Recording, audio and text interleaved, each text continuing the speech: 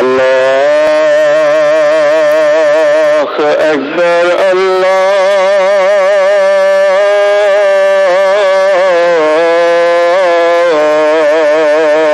أكبر. کہاں گئے؟ ادھر ہی سوئے میں ہیں، کب کے ادھر سوئے میں؟ یہ پاس ہو گیا یاد نہیں کیوں؟ لا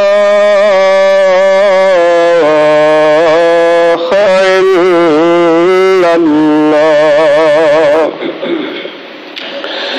أشهد أن لا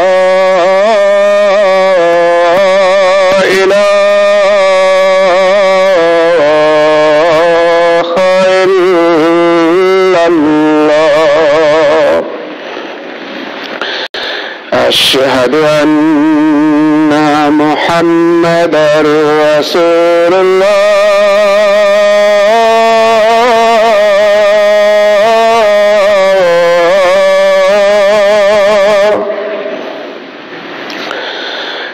أشهد أن محمدا رسول الله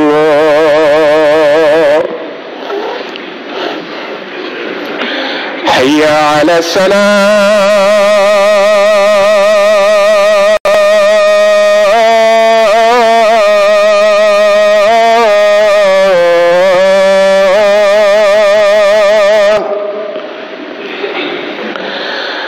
حي على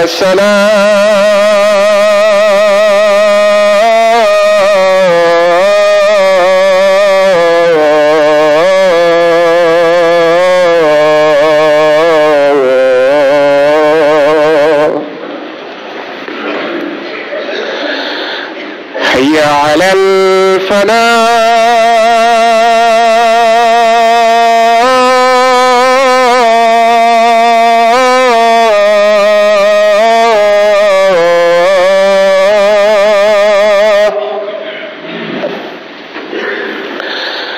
حي على الفلاح.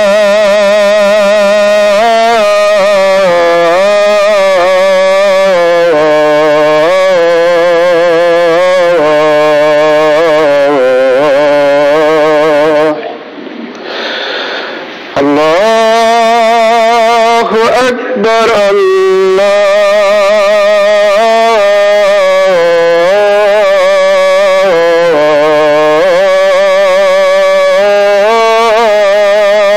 أكبر لا إله إلا الله.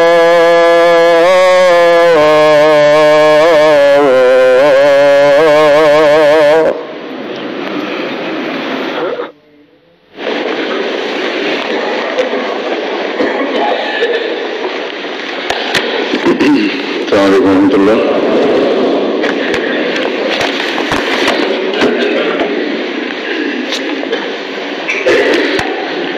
أشهد أن لا إله إلا الله وحده لا شريك له وأشهد أن محمدا عبده ورسوله. أما بعد فأعوذ بالله من الشيطان الرجيم. بسم الله الرحمن الرحيم. الحمد لله رب العالمين الرحمن الرحيم مالك يوم الدين إياك نعبد وإياك نستعين اهدنا الصراط المستقيم صراط الذين أنعمت عليهم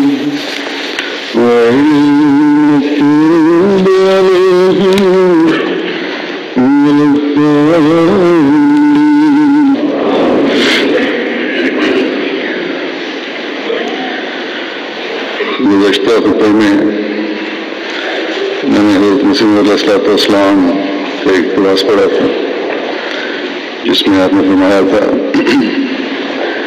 کہ تم لوگ جو میرے زمانے میں پیدا ہوئے ہو، خوش ہو اور خوشی سوچ لو کہ اللہ تعالیٰ نے تمہیں اس زمانے میں پیدا کر کے ان خوش قسمتوں میں شامل کر دیا جنہیں مسیح موت کا زمانہ دیکھنے کو ملا، جس کا انتظار کرتے کرتے کتنی قومیں اس دنیا سے گزر گئیں۔ مفہوم یہی تھا جسے میں نے اپنے الفاظ میں بیان کیا۔ ہم بھی یقیناً خوش قسمتوں میں سے ہیں جنہوں نے حضرت مسیح علیہ السلام کی بیعت کی اور ان لوگوں میں شامل ہوئے جو اللہ تعالیٰ کے حکم پر عمل کرنے والے ہیں۔ ان بدقسمتوں میں نہیں ہیں جن کو باوجود مسیح موت کا زمانے میں اثر آنے کے بیعت کرنے کی توفیق نہیں ملی،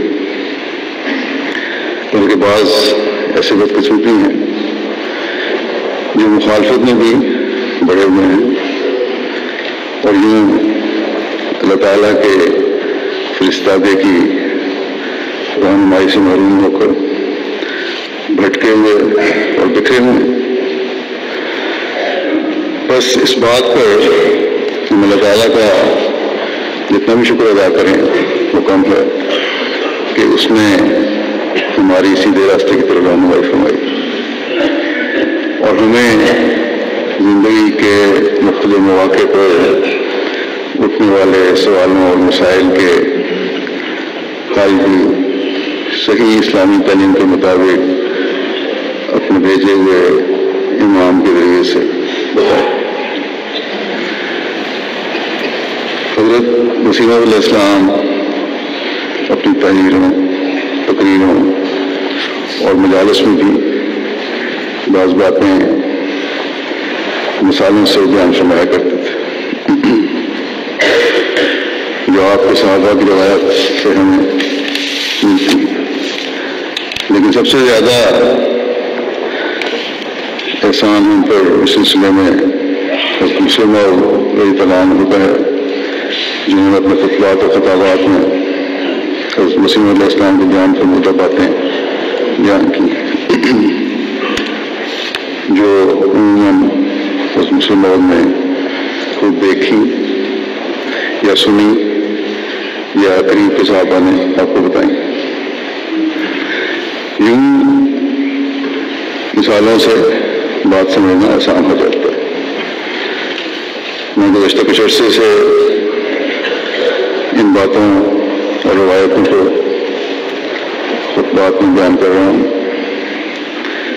جس سے مجھے کئی خطوط بھی آئے ہیں کہ ان مثالوں اور واقعات سے ہمیں آسانی سے بات سمجھ آ جاتی ہے۔ بہرحال اس حوالے سے آج کا خطبہ بھی ہے۔ ایک خطبے میں حضرت مسلم رضی اللہ عنہ نے اس مضمون کو بیان فرمایا کہ ہڑتالیں یا اسٹرائکس جائز ہیں یا نہیں۔ اس بارے میں اصولی طور پر یہ بھی دیکھنا چاہیے کہ ہڑتالیں کیوں ہوتی ہیں۔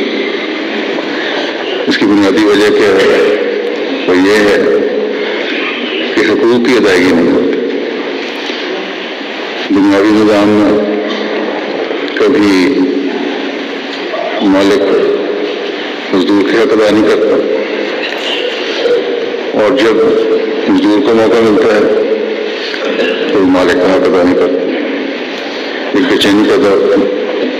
کبھی حکومت رعایا کے حقوق ادا نہیں کرتی اور کبھی رعایا حکومت کا حق ادا نہیں کرتی۔ جب مالک اور حکومت حق ادا نہیں کرتے تو ظاہر ہے کہ ایک رد عمل ہوتا ہے، لیکن جب مزدور اور رعایا حق ادا نہیں کرتے پھر بھی ان پر سختی ہوتی۔ ایک شیطانی چکر ہے جو دنیاوی کاموں میں اس میں انسان پھنسا ہو. اس لیے اسلام کی تعلیم یہ ہے کہ تم ایک دوسرے کے لیے ویر نہ بنو، بلکہ آپس میں بھائی بھائی سمجھ کر اپنے اپنے حق ادا کرنے کی کوشش کرو. تو نظام جو ہے جو دنیاوی نظام ہے کبھی خراب نہیں ہوتا. یہ خلاصہ ہے اسلامی تعلیم اور اسلامی تمدن کا اس بارے میں.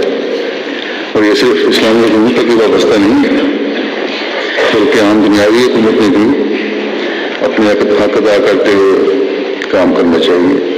اور جہاں حق لینے کا سوال ہے وہاں اسٹرائک کے بجائے نکالنے کے بجائے غیر قانونی ذرائع استعمال کرنے کے بجائے جائز قانونی ذرائع استعمال کرنے چاہیے. بہرحال اس سلسلے میں اس مسئلے کو بیان فرماتے ہیں کہ اسلامی عمارت جو تمدن کے متعلق ہے اس کی بنیاد انصاف اور محبت پر ہے. اس لیے اپنے حقوق کے حصول کے لیے بھی وہی طریقہ اختیار کرنا چاہیے جو انصاف اور محبت پر مبنی ہو. یہی وجہ ہے کہ حضرت مسیح موعود علیہ السلام کے زمانے میں جب کبھی اسٹرائک ہوتی اور کوئی اہم بھی اس میں شریک ہوتا تو حضرت مسیح موعود علیہ السلام اسے سخت سزا دیتے اور اس پر اظہار ناراضگی فرماتے. آج کل اسلامی ممالک میں جو ہڑتالیں اور بغاوتیں ہوتی ہیں، سوائے اس کے جہاں شیطانی طاقتیں کام کر رہی ہیں، عموماً عوام اور حکومت کے درمیان بے چینیاں ایک دوسرے کے حق ادا نہ کرنے کی وجہ سے پیدا ہوتی ہیں. اگر حکومت انصاف پر مبنی نظام چلا رہی ہو تو جو شیطانی طاقتیں ہیں فساد پھیلاتی ہیں یا بیرونی طاقتیں فساد پھیلاتی ہیں، انہیں بھی موقع نہیں ملے. کیونکہ جب عوام کے حق ادا کیے جا رہے ہیں تو کوئی کسی مولوی یا کسی فسادی یا کسی شرارت کرنے والے یا کسی باغی یا فتنہ فساد پیدا کرنے والے کے پیچھے نہیں چلتا. اللہ تعالیٰ مسلمان ممالک کو، پاکستان کو خاص طور پر ان کے حکومتوں کو یہ عقل دے کہ لوگ اپنی رعایا کا ادا کرنے والے ہوں. اسی طرح ہر اہم بھی دعا کے ساتھ ساتھ اگر کہیں زبردستی شامل کرنے کی کوشش بھی کی جاتی ہے تو مجبوری میں ایسی حرکت کوئی نہ کرے جو جائیدادوں کو نقصان پہنچانے والی ہو، حکومت کے اموال کو نقصان پہنچانے والی ہو.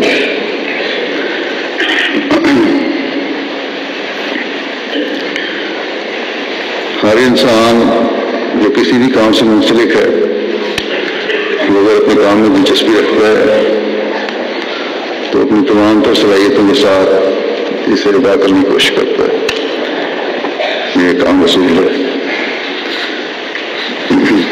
اس کی وضاحت کرتے ایک جگہ اس مسلموں نے وضاحت فرمائی اور کوئی مثال کی تھی کہ اگر کوئی فوجی ہے یا جرنیل ہے یا استاد ہے یا جج ہے یا وکیل ہے یا تاجر ہے یا اسمبلی کے سیکرٹری ہے، اسپیکر ہے، حکومت کا وزیر ہے، کوئی بھی ہو جو ایمانداری سے کام کرتا ہے، دل لگا کے کام کرنے والا ہے، پورا وقت دینے والا ہے، تو شام کو تھک کر بیٹھتا ہے جب تو یہی کہتا ہے کہ تمام دن کی مصروفیت اور کام کے بوجھ نے ہماری کمر توڑ دی. لیکن جب ہم حضرت صلی اللہ علیہ وسلم کو دیکھتے ہیں تو ہمارے لیے جو سوال نے پیش کیا وہ آپ صلی اللہ علیہ وسلم کا رسوہ یہ ہے کہ یہ تمام کام جو دنیا کے مختلف شعبوں سے تعلق رکھنے والے لوگ کرتے ہیں وہ آپ صلی اللہ علیہ وسلم تمام کام ان سب سے بڑھ کر کرتے ہوئے نظر آتے ہیں۔ آپ جج بھی تھے، آپ استاد بھی تھے، آپ دوسرے حکومتی فرائض بھی ادا کرتے تھے، کیونکہ حکومت کے سربراہ تھے، قانون سازی فرماتے تھے یا قانون کی وضاحت پر تفصیل بیان فرماتے تھے، لیکن ساتھ ہی آپ گھر کے کام کاج بھی کر لیتے تھے، بیویوں کی مدد بھی کرتے تھے۔ یہ کبھی نہیں فرمایا آپ نے کہ میں اتنا مصروف انسان ہوں کہ تمہارے گھر میں تمہاری مدد نہیں کر سکتا۔ اس کی تھوڑی سی تفصیل بیان کرتے ہوئے اس لوگوں نے فرمایا کہ دیکھو، رسول کریم صلی اللہ علیہ وسلم اپنی بیویوں کے حقوق بھی ادا کرتے تھے، اور اتنی توجہ سے ادا کرتے تھے کہ ہر بیوی سمجھتی تھی کہ سب سے زیادہ میں ہی آپ کی توجہ کے نیچے ہوں۔ پھر بیوی کی ایک نہیں، آپ کی 9 بیویاں تھیں، اور 9 بیویوں کے ہوتے ہوئے ایک بیوی کا یہ خیال نہیں کرتی تھی کہ میری طرف توجہ نہیں کی جاتی۔ چنانچہ عصر کی نماز کے بعد رسول کریم صلی اللہ علیہ وسلم کا معمول تھا کہ آپ ساری بیویوں کے گھروں میں ایک چکر لگاتے اور ان سے ان کی ضرورتیں دریافت فرماتے۔ پھر بعض دفعہ خانگی کاموں میں آپ ان کی مدد بھی فرما دیتے۔ اس کام کے علاوہ جو بھی بیان میں بہت سارے کام تھے آپ کے، اور بھی 20 کام ہیں جو رسول کریم صلی اللہ علیہ وسلم سر انجام دیتے ہیں۔ آپ کی زندگی کا کوئی لمحہ ایسا نہیں جو فارغ ہو، مگر آپ بھی اسی ملک میں رہتے ہیں جہاں کی جس کے متعلق کہا جاتا ہے کہ یہ ملیریا کی بیماری کا ملک ہے، کیونکہ ایشیا اور افریقہ کے بہت سے ممالک میں رہنے والے لوگ اپنی سستی کی وجہ، کام نہ کرنے کی وجہ اس علاقے میں رہنا بیان کرتے ہیں، اور اس لیے کہ یہاں ملیریا کا علاقہ ہے اور سستی پیدا ہو جاتی ہے، بیماریاں بہت پیدا ہوتی ہیں۔ اس لیے مثال آپ نے دی ملیریا کی کہ احمد صلی اللہ علیہ وسلم یہ سارے کام بھی کرتے تھے، گھریلو کام بھی کرتے تھے، باوجود اس کے کہ آپ بھی اسی علاقے میں رہتے تھے جہاں ملیریا ہے۔ اب ایشیا کے لوگ، افریقہ کے لوگ بعض عذر پیش کرتے ہیں، ہماری سستیوں کی یہ وجہ ہو گئی، کام نہ کرنے کی یہ وجہ ہو گئی۔ تو یہ وجوہات تو ہمیں موجود تھیں جہاں آپ صلی اللہ علیہ وسلم رہتے تھے۔ پھر حضرت مسلم کہتے ہیں کہ حضرت مسیح علیہ السلام کو ہم نے دیکھا جو آپ صلی اللہ علیہ وسلم کے ذیل تھے۔ حضرت مسلم فرماتے ہیں کہ مجھے یاد ہے حضرت مسیح علیہ السلام کے کام کی یہ حالت ہوتی تھی کہ ہم جب سوتے تو آپ کو کام کرتے دیکھتے، اور جب آنکھ کھلتی تب بھی آپ کو کام کرتے دیکھتے، اور باوجود اتنی محنت اور مشقت برداشت کرنے کے جو دوست آپ کی کتابوں کے پروف پڑھنے میں شامل ہوتے آپ ان کے کام کی اس قدر فرماتے ہیں کہ اگر عشاء کے وقت میں کوئی آواز دیتا کہ حضور میں پروف لے آیا ہوں، تو آپ چارپائی سے اٹھ کر دروازے تک جاتے ہوئے راستے میں کئی دفعہ فرماتے جزاک اللہ، آپ کو تکلیف ہوئی، جزاک اللہ، آپ کو بڑی تکلیف ہوئی۔ حالانکہ وہ کام جو پروف ریڈنگ کرنے والے جو کرتے تھے اس کام کے مقابلے میں کچھ بھی نہیں ہوتا تھا جو آپ خود کیا کرتے تھے۔ اس قدر کام کرنے کی عادت ہم نے حضرت مسیح علیہ السلام نے دیکھی ہے کہ اس کی وجہ سے ہم حیرت آتی تھی۔ بیماری کی وجہ سے بعض دفعہ آپ کو ٹہلنا پڑتا تھا، مگر اس حالت میں بھی آپ کام کرتے جاتے تھے۔ سیر کے لیے تشریف لے جاتے تو راستے میں بھی مسائل کا ذکر کرتے اور سوالات کے جوابات دیتے، حالانکہ حضرت مسیح علیہ السلام بھی کسی ملیریا زدہ علاقے میں رہنے والے تھے۔ حضرت مسلم فرماتے ہیں کہ ہم اپنی سستی کو اپنی بیماریوں کی طرف منسوخ نہ کریں جو ہم کرتے ہیں۔ اس لیے جو سست رہنے والے لوگ ہیں اور اس وجہ سے اپنے فرائض میں کوتاہی برتتے ہیں ان کو جسم کا ملیریا نہیں ہے بلکہ ان کو دل کا ملیریا ہے. اگر یہ فیصلہ کر لیں کہ ہم نے محنت کرنی ہے تو یہ سب سستیاں دور ہو سکتی ہیں. اب ملیریا والے علاقے میں تو ایک طرف ہے، یہاں جو ان علاقوں سے لوگ آ کے بات کریں ہیں یورپ میں، انہیں بھی بہت سے ایسے ہیں جو گھروں میں پڑے ہینڈ کے رہتے ہیں، سارے دن گھر میں بیٹھے رہے یا ٹی وی دیکھتے رہے یا بیویوں سے لڑتے جھگڑتے رہے یا بچوں کو سے ایسا سلوک کیا کہ بچے بھی تنگ آ جاتے ہیں. یہ بیماری نہیں ہوتی، بیمار بہانا یہ ہوتا ہے بیمار ہے. یہ بیماری نہیں بلکہ سستی ہے، کاہلی ہے. کیونکہ یہاں یہ فکر نہیں کہ کوئی معاش کی فکر ہو بہانا کر کے، کیونکہ الاؤنس تو مل ہی جاتا ہے، گزارا الاؤنس، اس لیے کام نہیں کرتے. بس اس کاہلی اور سستی کو یہاں رہنے والوں کو بھی دور کرنا چاہیے.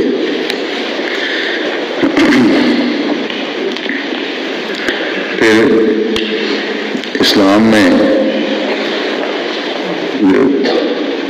عورت کا مستقبل محفوظ کرنے کے مختلف طریقے ہیں. ایک یہ بھی ہے کہ جب اس کی شادی ہو تو اس کے لیے حق مہر رکھا گیا، اس لیے اس کی ادائیگی ہونی چاہیے. بعض لوگ سمجھتے ہیں کہ صرف طلاق یا علیحدگی کی صورت نہیں حق مہر ادا کرنا ہے، حالانکہ یہ تو وہ رقم ہے. مقصد کیا حق مہر؟ مقصد یہ ہے کہ وہ رقم ہے جو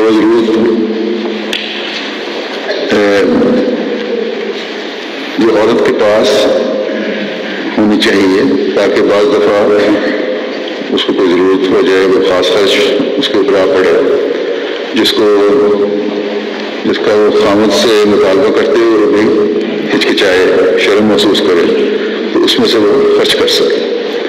یا بعض وقت ایسی ضرورت پیش آ جاتی ہے جو موقع پر خامدی پوری نہیں کر سکتے، تو عورت کے پاس کچھ ہو تو تبھی پوری کر سکتی ہے ضرورت. اور اگر حق مہر دینا ہی نہیں تو یہ دونوں صورتیں یا اور بھی بہت ساری صورتیں جو ہیں وہ پوری نہیں ہو سکتی. مثلاً عورت کی ضرورت ہے کسی کی مدد کرنا، کسی رشتے دار کی مدد کرنا، اور خامد سے نہیں چاہتی بتانا اس کو، تو اس کے پاس یہ رقم ہونی چاہیے. اس تو ایسی کوئی نہ کوئی رقم ہو جو اس کی اپنی ضروریات، ہنگامی ضروریات اور اپنی مرضی کے خرچ کے لیے پوری کر سکے. بعض خامد حق مہر کی ادائیگی سے لگا رہی، عورت جو اپنی کمائی کر رہی ہوتی ہے اس پر بھی پابندی لگا دیتے ہیں کہ تم نے ہمارے پوچھے بغیر خرچ نہیں کرنا، یا ہمیں دو. یہ ساری آمد جو ہے اس میں سے اتنا حصہ ہمارے پاس آنا چاہیے، ہمارے بینک اکاؤنٹ میں جانا چاہیے، جو سراسر ناجائز چیز ہے. اسی طرح بعض غریب خاندانوں میں اور بعض جگہوں پر یہ بھی رواج ہے غریب ملکوں میں کہ والدین شادی کے وقت حق مہر لڑکی کے خاندان یا سسرال سے وصول کر لیتے ہیں اور لڑکی کچھ بھی نہیں ملتا، وہ پیا کے خالی ہاتھ رہتی ہے. یہ بھی غلط چیز ہے. یہ تو لڑکیوں کو بیچنے والی بات ہے جس کی اسلام سخت ممانعت کرتا ہے. اسی طرح بعض دفعہ عورتیں اپنے خاندان کو حق مہر معافی کر دیتی ہیں، لیکن اس کے لیے بھی بعض شرائط ہیں کہ ان کے ہاتھ میں رکھ کر پھر پوچھو. بلکہ حضرت عمر رضی اللہ عنہ اور بعض ائمہ کا اور بزرگوں کا یہ فیصلہ ہے کہ عورت کو حق مہر دو، پھر وہ 1 سال اس کو اپنے پاس رکھے اور پھر اگر چاہے تو خامد کو واپس کر دے. تصرف میں لائے ہو، پھر معاف کرنا چاہیے، دینا چاہیے دے دے. حضرت مسلم ایسے ہی حاکم کی معافی کا ایک واقعہ بیان کرتے ہیں جو حضرت مسیم علیہ السلام کے ایک صحابی کا کہ حضرت حکیم فضل الدین صاحب ہمارے سلسلے میں سابقون الاولون میں سے ہوئے. ان کی 2 بیویاں تھیں. ایک دن حضرت مسیم علیہ السلام نے فرمایا کہ مہر شرعی حکم ہے اور ضرور عورتوں کو دینا چاہیے. اس پر حکیم صاحب نے کہا کہ میری بیویوں نے مجھے معاف کر دیا ہوا. حضرت صاحب نے فرمایا کیا آپ نے ان کے ہاتھ میں رکھ کر معاف کرایا تھا؟ کہنے لگے نہیں حضور یوں ہی کہا تھا اور انہوں نے معاف کر دیا. حضرت صاحب نے فرمایا پہلے آپ ان کی چولی میں ڈالیں پھر اس کو معاف کروائیں. یہ بھی ادنا درجہ ہے. اصل بات یہی ہے کہ مال عورت کے پاس کم از کم 1 سال رہنا چاہیے اور پھر اس عرصے کے بعد اگر وہ معاف کرے تو پھر درست ہے. ان کی بیویاں 2 تھیں اور مہر 500 روپیہ تھا. حکیم صاحب نے کہیں سے قرض لے کر 500 روپیہ ان کو دے دیا اور کہنے لگے تمہیں یاد ہے کہ تم نے اپنا مہر مجھے معاف کیا ہوا ہے سو اب مجھے یہ واپس دے دو. اس پر انہوں نے کہا کہ اس وقت ہمیں کیا معلوم تھا کہ آپ نے دے دینا ہے, اس وجہ سے کہہ دیا تھا کہ معاف کیا, اب ہم نہیں دیں گے, اب تو آ گیا ہمارے پاس. حکیم صاحب نے آ کر یہ واقعہ حضرت مسیم علیہ السلام کو سنایا کہ میں نے اس خیال سے کہ روپیہ مجھے واپس مل جائے گا 1000 روپیہ قرض لے کر مہر دیا تھا دونوں بیویوں کو, مگر روپیہ لے کر انہوں نے معاف کرنے سے انکار کر دیا. حضرت صاحب اس کو بہت ہنسے اور فرمانے لگے درست یہی بات ہے کہ پہلے عورت کو مہر ادا کیا جائے اور کچھ عرصے کے بعد اگر وہ معاف کرنا چاہے تو کر دے, ورنہ دیے بغیر معاف کرانے کی صورت میں تو مفت کرم داشتن ہے والی بات ہے. بغیر کسی بغیر ہینگ لگانا پھٹکری اور کسی تکلیف کے بغیر ہی اپنا احسان جتا لیا. عورت سمجھتی ہے نہ انہوں نے مہر دیا اور نہ دیں گے, چلو یہ کہتے ہیں جو معافی کر دو مفت کا احسان ہی ہوتا ہے. تو جب عورت کو مہر مل جائے پھر اگر وہ خوشی سے دے تو درست ہے, ورنہ 10 لاکھ روپیہ بھی اگر اس کا مہر ہو مگر اس کو ملا نہیں تو وہ دے دے گی, کیونکہ وہ جانتی ہے کہ میں نے جیب سے نکال کے تو کچھ دینا نہیں, صرف زبانی جمع خرچ ہے, اس میں کیا حرج ہے. بس عورتوں سے معاف کرانے سے پہلے ان کو مہر دیا جانا ضروری ہے, اور اگر یہ مہر ایسے وقت میں دیا جاتا ہے جب ان کو اپنی ضروریات کی خبر نہیں, بعض دفعہ پتہ ہی نہیں ہوتا عورت کو ضروریات, یا جب کہ والدین ان سے لینا چاہتے ہیں تو یہ ناجائز ہے. یعنی جیسے میں نے مثال دی کہ بعض لوگ اپنی بیٹیوں کو مہر خود لے لیتے ہیں, یہ ناجائز چیز ہے اور یہ پردہ فروشی ہے جو کسی طرح درست نہیں. پھر زکوٰۃ ہے, زکوٰۃ کے فرائض میں داخل ہے. ہر اس شخص کے لیے زکوٰۃ ہے جو اس کی شرائط پوری کرتا ہو, لیکن ایسے بزرگ بھی ہیں جو جتنی دولت ہو جو آمد ہو اللہ تعالیٰ کی راہ میں خرچ کر دیتے ہیں. ایسے ہی ایک بزرگ کا قصہ حضرت مسلم بیان فرماتے ہیں کہ اس میں کوئی شبہ نہیں کہ دنیا میں بعض ایسے لوگ بھی ہوتے ہیں جنہیں خدا تعالیٰ نے لوگوں کے لیے نمونے کے طور پر پیدا کیا ہوتا ہے. اور مسلمات کہتے ہیں کہ میں نے خود حضرت مسیح موعود علیہ السلام سے سنا ہے کہ کسی نے ایک بزرگ سے سوال کیا کہ کتنے روپوں پر زکوٰۃ ہے. انہوں نے جواب دیا کہ تمہارے لیے مسئلہ یہ ہے کہ 40 روپے میں سے 1 روپیہ زکوٰۃ دو. اس نے کہا کہ آپ نے جو فکر بولا تمہارے لیے, اس کا کیا مطلب ہے؟ کیا زکوٰۃ کا مسئلہ بدلتا رہتا ہے ہر ایک کے لیے؟ انہوں نے کہا ہاں، تمہارے پاس 40 روپے ہوں تو ان میں سے 1 روپیہ زکوٰۃ دینا تمہارے لیے ضروری ہے، لیکن اگر میرے پاس 40 روپے ہوں تو مجھ پر 41 روپے دینا لازمی ہے، کیونکہ تمہارا مقام ایسا ہے کہ خدا تعالیٰ نے فرمایا ہے کہ تم کماؤ اور کھاؤ، لیکن مجھے وہ مقام دیا ہے کہ میرے اخراجات کا وہ آپ کفیل ہے۔ اگر بیوقوفی سے میں 40 روپے جمع کر لوں تو میں وہ 40 روپے بھی دوں گا اور 1 روپیہ جرمانہ بھی دوں گا۔ تو یہ لوگوں کا حال ہے۔ بس بعض لوگوں کا فرض ہے کہ وہ صرف دین کی طرف توجہ رکھیں، اللہ تعالیٰ نے ان کو اسی کام کے لیے پیدا کیا ہے، لیکن باقی لوگ جو ہیں دوسری دنیا کے رہنے والے جو ہیں وہ بے شک اب دنیا کمائیں اور پھر اپنے مال اور وقت کا کچھ حصہ خرچ کریں، عبادت اور دین کے کاموں میں بھی اپنے وقت کو لگائیں، استغفار بھی کریں، دعائیں بھی کریں۔ اللہ تعالیٰ نے جو انہیں عزت اور دولت اور شہرت دی ہے تو یہ بطور احسان اللہ تعالیٰ کی طرف سے ہے۔ بس اس احسان کا شکرانہ یہ ہے کہ اس میں سے دوسروں کا بھی ساتھ ساتھ خیال رکھیں۔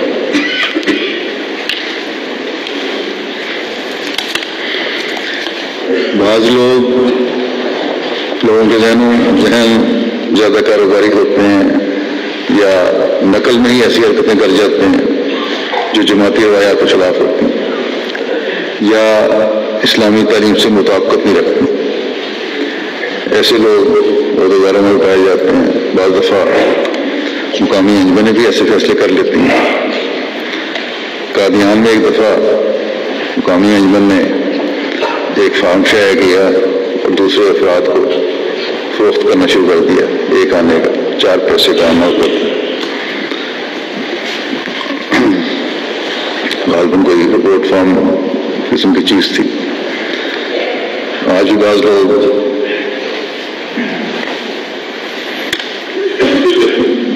یہ جدتیں پیدا کرنے کی کوشش کرتے رہتے ہیں اور اپنی روایات بھول جاتے ہیں۔ بہرحال اس وقت جس رنگ میں مسلم عالم کو سمجھایا وہ پیش کرتا ہوں۔ آپ نے فرمایا کہ میں جماعت کے لوگوں کو نصیحت کرتا ہوں کہ وہ اپنے تمام کاموں میں شریعت کی پیروی کیا کریں، محمد صلی اللہ علیہ وسلم کی پیروی کیا کریں اور حضرت مسیح علیہ السلام کی پیروی کیا کریں۔ ابھی تھوڑے دن ہوئے مجھے ایک کاغذ دکھایا گیا تھا، میں نے تو اتنا ہی دیکھا کہ اس کاغذ پر اس قسم کا نقشہ تھا جیسے فارم وغیرہ پر ہوتا ہے، مگر بتانے والے نے بتایا کہ یہ ایک آنے پر دکھتا ہے اور معلوم ہوا کہ ہماری لوکل انجمن نے اس کو ایجاد کیا ہے۔ انہوں نے سرکاری اسٹامپ دیکھے تو خیال آیا کہ ہم بھی ایک کاغذ بنا کر اس کی کچھ قیمت مقرر کر دیں۔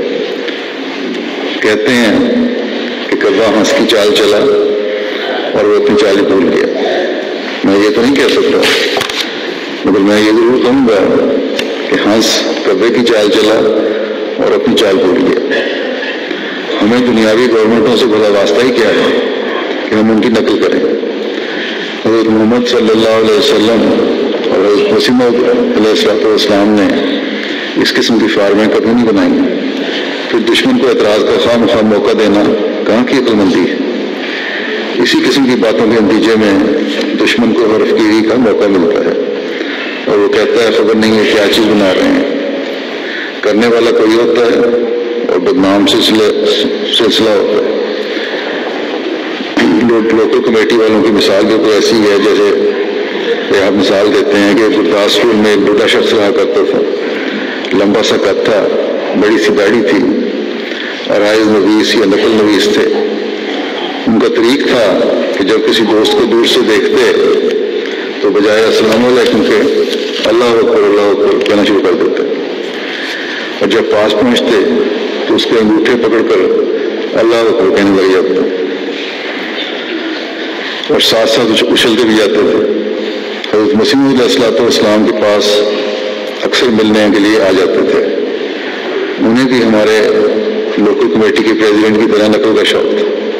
نقل کی مثال دے رہے ہیں کہ لوگوں کی نقل کر کے بعض لوگ غلط کام کرتے ہیں۔ نقل کا شوق تھا، وہ غریب چونکہ روز مثلوں کا کام سنا کرتے تھے، عرضی نویس تھے کورٹ میں، اس لیے ان کا بھی دل چاہتا تھا کہ میں مجسٹریٹ بنوں اور مثلیں لانے کا آرڈر دیا کروں، مگر چونکہ یہ حوث پوری نہ ہو سکتی تھی، اس لیے انہوں نے گھر میں ایک طریقہ ایجاد کیا کہ ایک نمک کی مثل بنا لی، ایک گھی کی مثل بنائی، ایک مرچوں کی مثل بنائی، ایک ایندھن کی مثل بنا رکھی تھی۔ جب وہ دفتر سے فارغ ہو کر گھر آتے تو ایک گھڑا الٹا کر اس پر بیٹھ جاتے اور بیوی کہتی کہ نمک چاہیے، تو بیوی کو مخاطب کر کے کہتے کہ ریڈر فلاں مثل لاؤ، بیوی مثل لے آتی اور اسے پڑھنے کے بعد تھوڑی دیر غور کرتے اور پھر کہتے اچھا اس میں درج کیا جائے کہ ہمارے حکم سے اتنا نمک دیا جاتا ہے۔ ایک دن اس بیچاری کی بدقسمتی سے کچہری میں سے کچھ مثلیں چرائی گئیں، تحقیق شروع ہوئی تو اس کا ایک ہمسایہ کہنے لگا کہ سرکار مجھے انعام دیں تو میں مثلوں کا پتہ بتا سکتا ہوں۔ اسے کہا گیا اچھا بتاؤ۔ اسے چونکہ روز ہمسائے کے گھر سے مثلوں کا ذکر سنائی دیتا تھا، اس نے جھٹ اس بوڑھے کا نام لے دیا اور پولیس اپنے تمام ساز و سامان کے ساتھ اس کے گھر کے لیے جمع ہو گئی اور تلاشی شروع ہوئی، مگر جب مثلوں کی برآمد ہوئی تو کوئی نمک کی مثل نکلی، کوئی گھی کی مثل اور کوئی مرچوں کی مثل۔ یہی نظارہ مسلمات فرماتے ہیں کہ میں آج یہاں دیکھتا ہوں کہ ہمارے دوست یہ سمجھ کر کہ مغربی چیزیں بڑی اچھی ہوتی ہیں ان کی نقل کرنی شروع کر دیتے ہیں، یہ نہیں دیکھتے کہ اس کی ضرورت کیا ہے۔ بس یہاں کسی فارم یا اس کی قیمت کا سوال نہیں ہے، ایک اصولی بات ہے جو ہماری تعلیم اور روایات کے خلاف چیز ہو اس سے ہمیں بچنے کی کوشش کرنی چاہیے۔ اور دنیا داری میں اگر ہم نقل کرنی ہے تو اول تو یہ دنیا داری کی نقل ہے ہی، اور کسی بھی معاملے میں نقل کرنی ہے تو اللہ تعالیٰ نے جو ہمیں فرمایا ہے کہ حضرت صلی اللہ علیہ وسلم تمہارے لیے اسوہ حسنہ ہے، آپ کی نقل کرنی چاہیے۔ یا پھر اس زمانے میں اللہ تعالیٰ نے ہمارے سامنے جو نمونہ بنایا حضرت مسیح علیہ السلام کا، آپ نے جو اپنے آقا سے سیکھا ہمیں بتایا، اس کے مطابق ہمیں چلنا چاہیے۔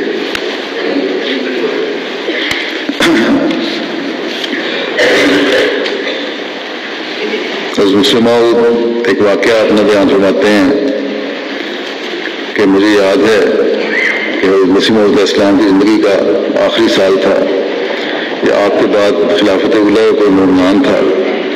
بہرحال موسم کی گرمی کے سبب یا اس لیے کہ میں سحری کے وقت پانی نہ پی سکا تھا، مجھے ایک روزے میں شدید پیاس محسوس ہوئی تھی کہ مجھے خوف ہوا کہ میں بیہوش ہو جاؤں گا، اور دن غروب ہونے میں ابھی 1 گھنٹہ باقی تھا۔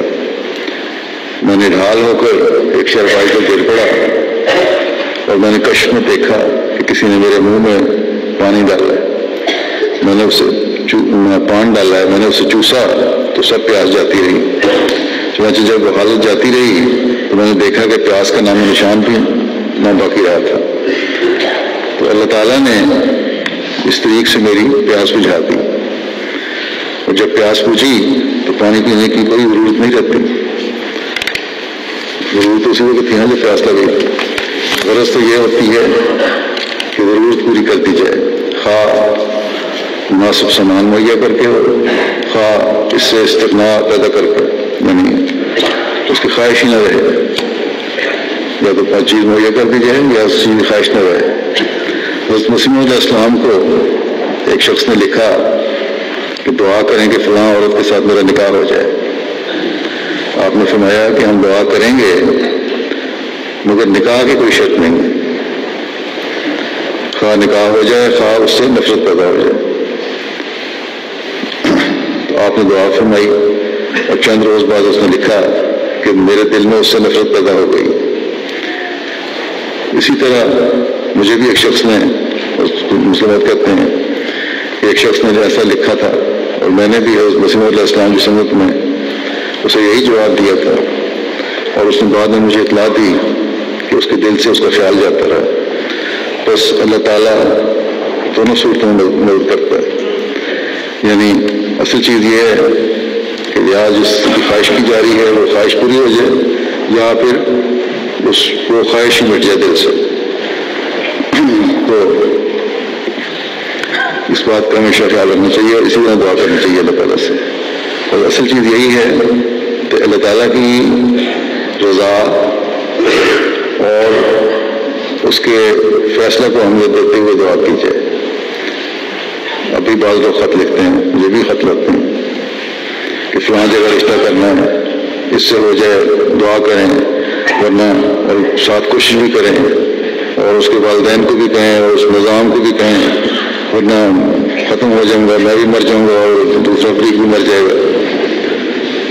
تو یہ فضول اور لغو باتیں ہیں.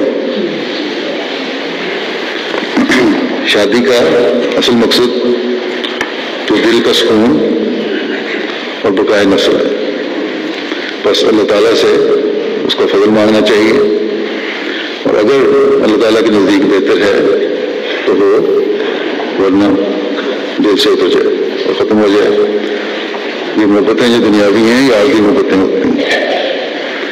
دنیا کی محبت بھی اللہ تعالیٰ کی محبت کے لیے مانگنی چاہیے، اور پھر اگر یہ ہوگا تو پھر دنیاوی محبت بھی نیکی بن جائے گی اور پھر ہمیشہ دل کا سکون اور اطمینان کا باعث رہے گی.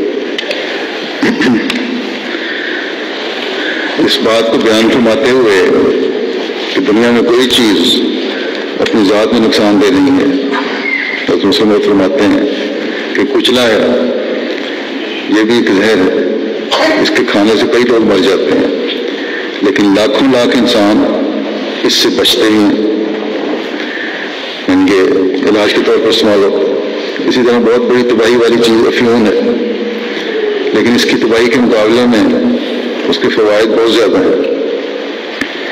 حضرت مسیح علیہ السلام فرمایا کرتے تھے کہ ابتداء کا قول ہے کہ طب کی آدھی دوائیں ایسی ہیں جن میں افیون استعمال ہوتی ہے، اور اس کا اتنا فائدہ ہے کہ اندازہ لگانا مشکل ہے. جب انسان کو بے چینی اور بے قلی ہوتی ہے، جب انسان کی نیند اڑ جاتی ہے، جب انسان درد سے نڈھال ہو کر خودکشی کرنے پر آمادہ ہو جاتا ہے، تو اس کو مارفیا کا ٹیکہ لگایا جاتا ہے جس سے اسے فوراً آرام ہو جاتا ہے. بس دنیا میں کوئی چیز بھی ایسی نہیں جو اپنی ذات میں نقصان دینے والی ہو. نقصان دینے والی چیز صرف غلط استعمال ہے جو انسان کی اپنی کوتاہیوں کا نتیجہ ہوتا ہے. اسی لیے حضرت ابراہیم علیہ السلام نے مرض کو اپنی طرف اور شفا کو خدا تعالیٰ کی طرف منسوخ کیا ہے. مگر ہمارے ملک میں ایک مسلمان خدا تعالیٰ پر ایمان رکھتے ہوئے جب کسی کام میں ناکام ہو جاتا ہے تو وہ کہتا ہے کہ میں نے تو پورا زور لگا دیا تھا لیکن خدا تعالیٰ نے مجھے ناکام کر دیا. گویا وہ خوبی کو اپنی طرف اور برائی کو خدا تعالیٰ کی طرف منسوخ کرتا ہے.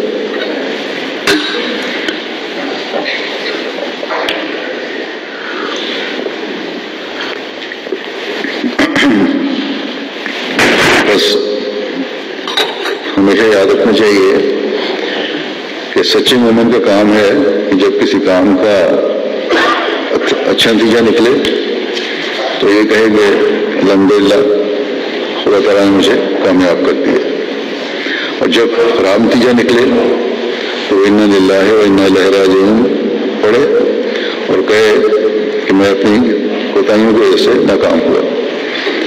خدا تعالیٰ کی طرف سے برکت اسے ملتی ہے جو کوتاہیوں کو اپنی طرف منسوخ کرے اور کامیابی پر الحمدللہ کہے. ایسا کہنے والوں پر اللہ تعالیٰ پر رحم فرماتا ہے، اور پھر یہ کہتا ہے رحم فرماتے ہوئے کہ میرا بندہ کامیابیوں کو میری طرف منسوخ کرتا ہے تو میں اسے مزید کامیابیوں سے نوازتا ہوں.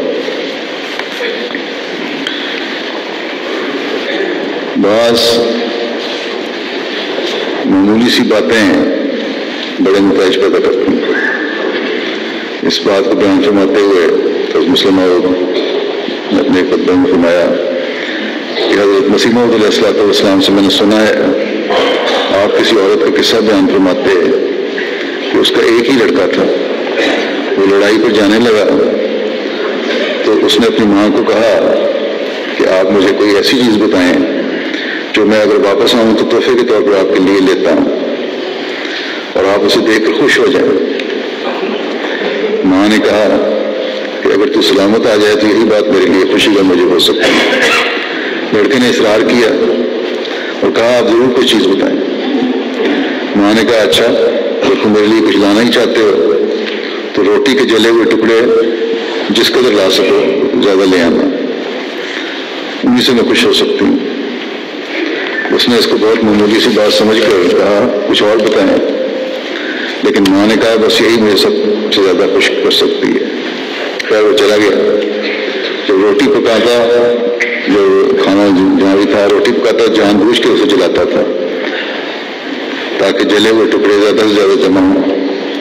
روٹی کا کچھ حصہ تو خود کھا لیتا اور جلا ہوا حصہ ایک تھیلے میں ڈالتا جاتا۔ کچھ مدت کے بعد جب گھر آیا تو اس نے جلے ہوئے ٹکڑوں کی بہت سے تھیلے اپنی ماں کے آگے رکھ دیے۔ وہ یہ دیکھ کر بہت خوش ہوئی۔ اس نے کہا اماں میں نے آپ کے کہنے پر عمل تو کیا تھا مگر مجھے ابھی تک یہ معلوم نہیں ہوا کہ بات کیا تھی۔ ماں نے کہا کہ اس وقت جب کہ تم گئے تھے اس کا بتانا مناسب نہ تھا، اب میں بتاتی ہوں، اور وہ یہ کہ بہت سی بیماریاں انسان کو نیم پختہ کھانا کھانے کی وجہ سے لاحق ہو جاتی ہیں۔ میں نے جلے ہوئے ٹکڑے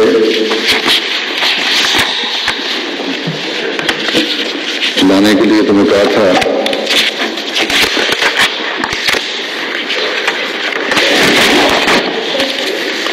ان ٹکڑوں کے لیے، اس لیے کہ تم ان ٹکڑوں کے لیے ایسی روٹی پکاؤ گے کہ وہ کسی کو جل بھی جائے اور جلی ہوئی روٹی کو رکھ دو گے اور باقی کھا لو گے، اس سے تمہاری صحت اچھی رہے گی۔ سمجھے ایسا ہی ہوگا۔ تو بظاہر چھوٹی سی بات ہے،